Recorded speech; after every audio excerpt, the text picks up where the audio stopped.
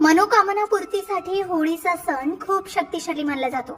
म्हणूनच या दिवशी मनोकामना पूर्ण होण्यासाठी काही उपाय आज आपण जाणून घेणार आहोत. होळीच्या पवित्र अग्नीत आपण आपल्या अडचणी, भीती आणि अपयश जाळून टाकतो आणि मनापासून केलेली प्रार्थना देवापर्यंत पोहोचते अशी श्रद्धा आहे. मंडळी, होळीच्या दिवशी मनोकामना पूर्तीसाठी काही खास आणि शक्तिशाली उपाय तुम्हीही करू शकता, ज्यामुळे तुम्हाला धन, नोकरी, लग्न, आरोग्य आणि कोणतीही मनोकामना पूर्ण होण्यासाठी मार्ग मोकळे होऊ शकतात.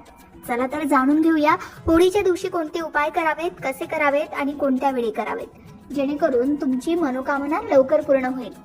तर पहिलाच उपाय आहे इच्छापूर्तीसाठी.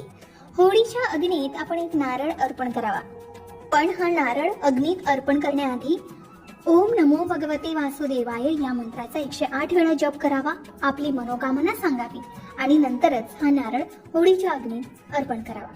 हा उपाय अगदी साधा, सोपा आहे आणि यामुळे हमखास मनोकामना पूर्ण होतात असं सांगितलं जातं. शिवाय होळीच्या अग्नीत गूळ आणि तूप याने तयार केलेलं हवन जर आपण अर्पण केलं तर यामुळे सुद्धा आपल्याला शुभ फळ मिळतं. त्याचबरोबर मनातील खास इच्छा पूर्ण होण्यासाठी आपण होळीच्या भोवती 7 प्रदक्षिणा घालून प्रार्थना करावी. हे उपाय अगदी साधे, सोपे आहे, इच्छापूर्तीचे उपाय आहेत आणि ते आपल्या मनोकामना पूर्ण करण्यासाठी नक्कीच मदत करते. त्याचबरोबर आपल्याला कोणत्याही कामात प्रगती हवी असेल तर आपण आणखी एक उपाय करू शकता, तो म्हणजे विड्याच्या पानांचा. यासाठी काय करायचंय तर 7 विड्याची पानं घ्यायची आहेत आणि होळीच्या ठिकाणी जाऊन पूजा करून त्या होळीला 7 प्रदक्षिणा करायच्या आहेत आणि प्रत्येक परिक्रमेत एक पान होळीच्या अग्नीत अर्पण करायचं आहे. अशा प्रकारे 7ही पानं होलिका दहनात अर्पण केल्यानंतर आपली मनोकामना सांगून प्रार्थना करायची आहे. हा अगदी साधा, सोपा उपाय आहे. त्याचबरोबर तुम्ही ओम नमो भगवते वासुदेवाय या मंत्राचा जपही करू शकता. या उपायाने कुटुंबात सुख शांती तर येईलच, शिवाय कुटुंबातील सर्व सदस्यांची प्रगती होण्यास नक्कीच मदत मिळेल असं सांगितलं जातं. त्यानंतरचा तिसरा उपाय आरोग्य प्राप्तीसाठी तुम्ही करू शकता. आजारपण दूर करण्यासाठी होळीच्या अग्नीत काळे मिरी, लोभान आणि तूप एकत्रित करून अर्पण करावं. यावेळी आपण महामृत्युंजय मंत्राचा जप करावा. ओम त्र्यंबकम यजामहे सुगंधिम पुष्टिवर्धनम उर्वारुकमेव बंधनात मृत्युर्मुक्षे मातृतात या मंत्राचा किमान 108 वेळा जप करावा. त्यानंतर होळीच्या अग्नीत आधी सांगितल्याप्रमाणे काळी मिरी, लोबान आणि तूप एकत्रित अर्पण करावे. हा सुद्धा अगदी साधा, सोपा उपाय आहे जो आरोग्य प्राप्तीसाठी केला जाऊ शकतो. त्यानंतर दुसऱ्या दिवशी घरात सकारात्मक ऊर्जा राहावी म्हणून होळीची राख घरी आणून ती मुख्य दरवाजाजवळ लावावी.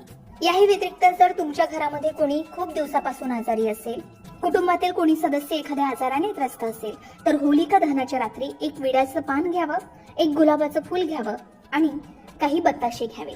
त्यानंतर आजारी व्यक्तीवरून 31 वेळा ते उतरवून घ्यावेत आणि ही संपूर्ण सामग्री होळीच्या अग्नीत जाळून टाकावी. असं केल्यानं आरोग्य प्राप्ती तर होईलच, शिवाय त्या व्यक्तीची प्रकृती चांगली राहण्यासही मदत मिळेल, कारण होळीच्या अग्नीत नकारात्मकता जाळून टाकण्याची शक्ती असते.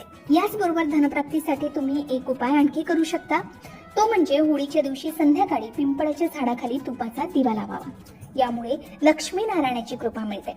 यावेळी आपण ओम श्रीम श्रीम महालक्ष्मी नमः किंवा ओम नमो भगवते वासुदेवाय या मंत्राचा 108 वेळा जप करावा. या दिवशी आपण लाल कपड्यात 5 गव्हाचे दाणे आणि 5 सुपाऱ्या बांधून तिजोरीत ठेवाव्या.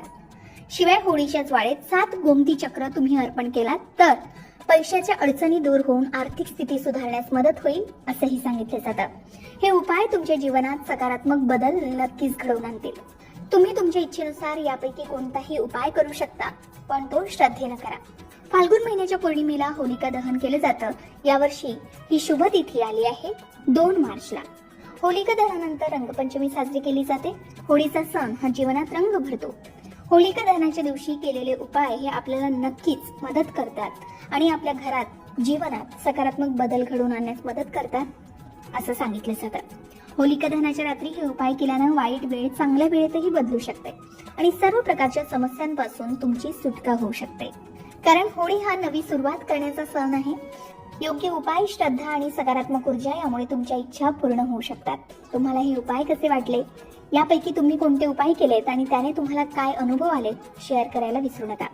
शिवाय यावर्षी केलेल्या उपायांनी तुमच्या जीवनात काय बदल घडलेत हे अनुभव सुद्धा कमेंटमध्ये सांगायला विसरू नका.